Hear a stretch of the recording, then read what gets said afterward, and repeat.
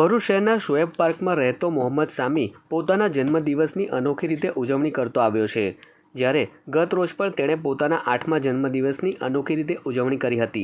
હાલમાં ચાલી રહેલી ઉનાળાની ઋતુમાં ગરીબ અને ફૂટપાથ પર જીવન વ્યતીત કરતા બાળકો ધોમધકતા તાપમાં ચપ્પલ વગર ફરતા હોય છે। ત્યારે મોહમ્મદ સામીએ પોતાના જન્મદિવસે આવા બાળકોને 50 જોડી ચપ્પલ, 30 ટોપી અને ચોકલેટનું પણ વિતરણ કર્યું હતું। જો કે અગાઉ કોરોના મહામારીના સમયમાં પણ તેણે પોતાના જન્મદિવસ નિમિત્તે 1000 માસ્ક વેચી લોકોને કોરોનાથી બચવા માટે પ્રેરિત કર્યા હતા।